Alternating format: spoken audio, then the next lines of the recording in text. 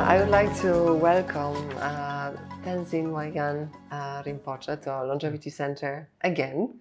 And Rinpoche is a modern time Buddhist lama, and I had a great pleasure to participate in a number of your retreats, and they were really a wonderful experience for me. But I think what was really the most interesting for me, you are trying to translate what is very traditional knowledge and belief into modern times and try to make it accessible. And you are actually, for example, wearing Whoop. You are testing your sleep. You are also watching what you eat and how you, whether you exercise and how much you sleep. And I think this is very, very unusual as well for many of the Buddhist lamas. So what I would like to start with is, what is the significance of longevity in the Bön tradition? So, first of all, thank you for inviting again, doing all these testings. I appreciate very much. So generally in Bön and Buddhist tradition, the concept of ourself, our being, we are like eternal. The death is not part of our life. Mm-hmm. That is something. It's a our true essence, our true spirit is eternal. So that the ultimate sense of longevity. Body will age, body will get sick. Body might separate from its consciousness, but the spirit of the consciousness is always there. As the consciousness is together with the body, the union, connection of the body and the mind plays a very important role in our tradition. Mm-hmm. So that means mind has to nourish the body, not destroy it. Body needs to support the mind, not confuse, not support like that. So integration part plays a very important role. So we have to make the best, we have to take the best care of the body that we... Yes, we absolutely, absolutely, I think, taking care of our body, because the body is the support of our spiritual practice. Yeah. Mm-hmm. And this is, for example, Buddha of longevity, and in the Buddhist practice, you have also Buddhas of, for example, Buddha of medicine. And as Rinpoche told me, many other Buddhas have responsibility for longevity. Yeah. Can you? So almost like almost a major deity, they have 4 characteristics, like they call peaceful, mm-hmm. Expansiveness, Wang, power, and the fearlessness or ferocious. Mm-hmm. So like us humans, we have one personality, very peaceful. Another personality is kind of very engaged, creative, productive kind of personality. Another personality will be dominating kind of personality. Another personality could be very ferocious, very like scary, mm-hmm. and like So in the same way with the deity, all of them, they have one aspect of the deity is the longevity, which is their eternal essence of themselves. As a human, when we talk about the body, we can talk about the longevity. Mm-hmm. But when we talk about our spirit, we don't have to talk about longevity. It's eternal, You wrote a number of books. Some of them are even translated in Polish. We were discussing over the weekend at the last retreat about spontaneous creativity. But there's another book that you wrote about 35 years ago on sleep and dream yoga. 35 years ago, we didn't have Aura, we didn't have Whoop, we didn't have any of the trackers. Yeah. If you wrote this book today, would there be anything that you would change? What I wrote, probably I might not change what I wrote. Mm-hmm. I might express it a little bit more accessible way, mm-hmm. but I will not take away anything from it. But what I will do is I will add more information on it. I will have like a beginner's approach to the sleep, beginner's approach to the dream, because personally, for me, dream yoga practice has been always important for me from whole my life. But now integrating with the OOP, you can measure the results. Yes. So when I can see measurement every day, I cannot say something is working. It tells you, no, you think something is working, but it's not working. Here are the numbers. So even getting a 100% score every night, I try to get the 100% score every day is possible. You know, of course, not possible. But you do actually. I got frequently. I get a good score, but I know how I don't get it, because if I eat late, if I don't eat, makes big differences. If I get up in the morning, get morning sunlight, exercise with morning sunlight, that makes big differences. If I go to sleep earlier, like an hour or 2 hours earlier, makes differences. If I stay later, maybe instead of getting up 5:30, I would get up 6:30 or 7 o'clock, set up in my clock. So I know I will not look at my time anymore. Because many times people say, even my wife yesterday, she says, what time is it? I said, why we have to look at the time? You know, we know what time, 8:30 we have to be there. Clearly it's not 8:30 now. It's like, I don't know, 3, 4 in the morning. So we don't have to look. So only when it beeps, I have a choice to get up or not. So devices has been very important for me to knowing all the details. Yeah. To understand. Also, we were discussing a lot about HRV. Yeah. And I have a quite low HRV level, and Rinpoche at first also. And then you were able to find different practices as well in your own practice and your own regime to increase the HRV level. Yeah, so what can we do? I think mainly what I notice is regular practices with the breathing. Of course, you know, when you're doing cardio exercises regularly long enough, you know, practicing your zone 5 and so on, it helping the HRV. But more than that, I feel it's very helpful to do practices of the breathing. So, for example, even simple breathing like a 4-second inhale, 8-second exhale, but not doing only a few times, but doing like half an hour, 1 hour, hour and a half, 2 hours, like that on an everyday basis, you know. So sometime I know when we do 2-week retreat, during 2-week retreat, we will do maybe 5-6 hours of meditation. So when you do the 5-6 hours of meditation, it changes right away. So clearly there are a lot of things one can do to improve. We were trying to do it actually this weekend, where we have connected some of our clients also to First Beat and measuring the HRV level to see how some of the breathing practices and meditation practices impact their sleep and also the stress level. And at first, it is actually stressful for some of them because it's new, because it's very unusual. But then they start noticing that actually they have improved their sleep, and it's actually not immediate change, but it does actually absolutely. I think it takes time. Anything that you are not familiar, anything requires a little bit more attention, a little bit more surprise, it's a little bit like a doubt, effort.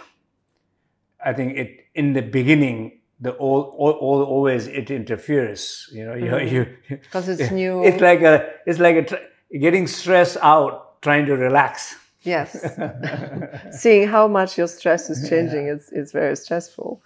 So, what is the role of diet and lifestyle as well? We talked about sleep, but you at some stage introduce your own few recommendations for your own longevity. Could you share some of that? Yeah, I basically somehow sleep has been my core part. So what I eat affects my sleep.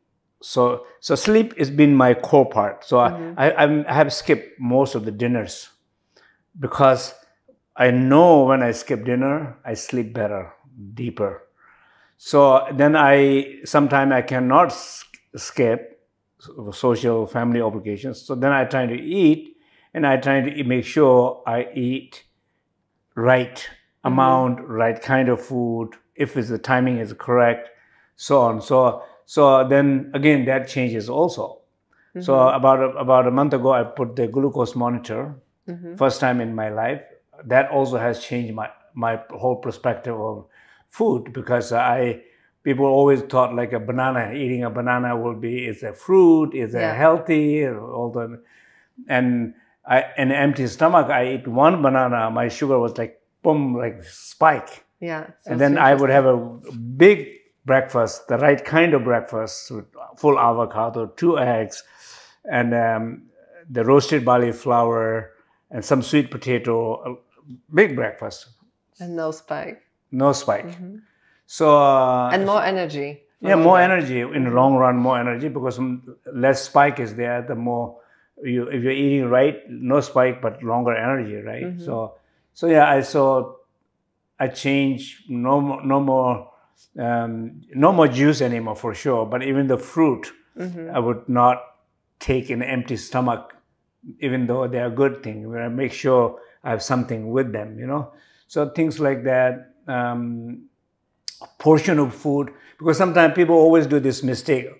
A friend of mine who would say, "Oh, I eat only organic," is very fundamentalist about eating organic food only. He would never eat out. But organic food, he would eat a lot. The portions are organic food. So you have to watch not only the quality of the food. Organic can also kill you.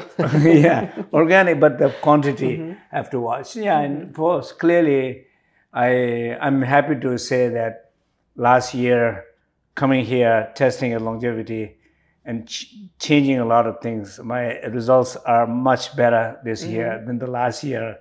So hopefully, keep on getting better. Yes, we also see your telomeres and other. But you also, I mean, you had always a lot of energy since I. Yeah, I'm a little disciplined in everyday life. I'm a little disciplined. And you're traveling a lot. I'm traveling a lot, yeah. So what is the role of meditation? Because of course, one of the most important areas of what you do is you teach your students how to meditate and different forms of meditation.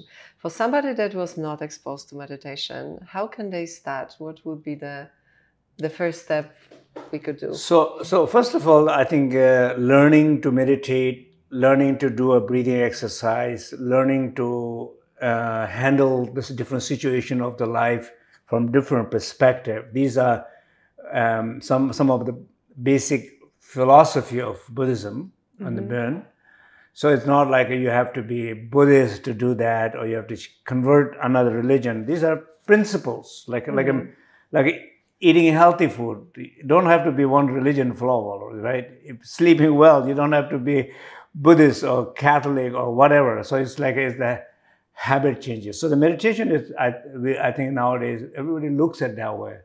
So for example, if you look at any given moment in your life, there's two questions. Are your parasympathetic nervous system is activated, or your sympathetic nervous system is activated? In another simple word will be, are you relaxed?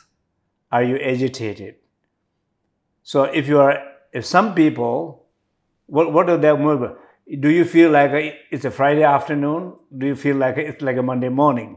Everybody knows that feeling, right? Yeah. So if every given moment, if you look at that, but if you say, I feel not relaxed, what do you do about it? You just do the breathing. You shift the attention. So if you're focusing on a problem, don't focus on a problem. Think something positive. Think something you're excited. Think something that you love it. Change the focus for a moment. I'm not saying you run away from a problem. Something different. So your body is relaxing, recovering, energizing itself. Then when you feel open enough, rested enough, then you look at your problem. your problem will look completely different. So many times, even before you go to sleep, I do the same thing, as we all do. Before you go to sleep, one thought comes. Thought that you don't want to have before go to sleep, but it comes up. Topic. What do you do? What do you do? So instead of saying, I don't want to think about it, I don't want to think, I want to sleep, I have only 7 hours left, I wanted to get my 100%. So you don't do that, right? What do? You say, I will deal with this problem tomorrow morning after nice good breakfast, after schedule. Have a schedule for your problem. And then you say, tonight I'm not going to deal with it. Tonight I'm going to enjoy my sleep. So you're not avoiding it, you're giving a schedule to it. That so scheduling good. Next day, it changes. You're free from it. This is so important. I mean, not to go immediately into not trying to fix it right away, or not trying to run away. But saying, I will face it. The schedule is tomorrow morning, not in the night. And also you don't disturb your sleep, and the problem looks completely different. Sure. I think one other thing is that we see more and more also in the medical aspect of longevity, how important the mindset is. And, there's so many in the Western world, especially people being depressed or finding, not having the purpose, or somehow feeling really, really lost. I don't see it really in the Eastern tradition that much. So what is happening with this mindset? I think the mindset is, in the Western mindset, it's always this mantra, more, everything more love, more food, more sweet, more money. It's the more is the right, which is okay to have it. But at some point, one have to reflect on it. If you're doing all the right thing in your life, and you are being very creative, you love your creation, it's making good money, no problem. But if you are sacrificing your sleep, if you're sacrificing your health, if you're sacrificing your family, if you're sacrificing for your happiness, trying to get something, what you're getting, it's not worth what you're losing. That's somehow smart. You have to be smart enough to able to revalue them and calculate them properly, right? So I think some sense of satisfaction who you are, and a satisfaction in what life is given to you every day, and friends and families. Reflections. Those reflections are very, very important. And enjoying the joy of life. I think we run sometimes so fast to the next target that we forget actually to enjoy life. Yeah, absolutely. I think that's the key. And are there any specific mantras or prayers that you would recommend? Of course, there are hundreds and thousands of prayers and mantras. And like last weekend, what we did, I'd say simple thing will be like saying Ah, Om, Hum. So three mantras, which are Om, Hum. It's like a body, speech, and mind. Also, Ah, Om, Hum is the stillness, silence, and spaciousness. So, stillness in the body. So, you say Ah, or feel the vibration of Ah, and you feel the stillness in your body, right? So if you bring attention to your body, body is still, keep still, and feel it, be aware of it. So fact, the body is still, it helps mind to be still, because the mind, moving mind, is drawing attention to the still body. They're connected, they're helping each other. Awareness of the silence of the speech.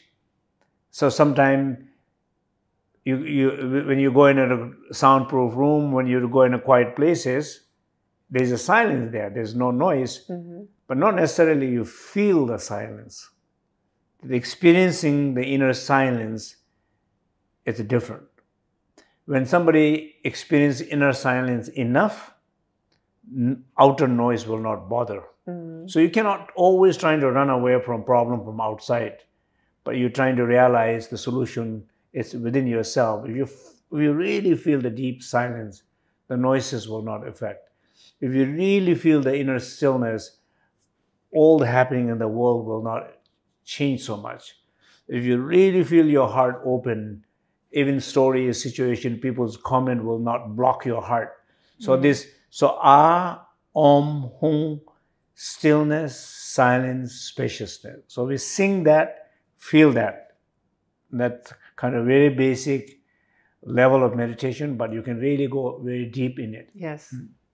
And now you have this special glow around you, and I think this is something that's coming from your insights and your balance, your internal balance, and you can see that you're living what you are preaching. I feel anytime there's something that I can share that helps, I'm happy. Yeah. Rinpoche, thank you very much for your time, and it is wonderful to have you here. And I love to continue our conversations. Sure. Thank you. Thank you so much.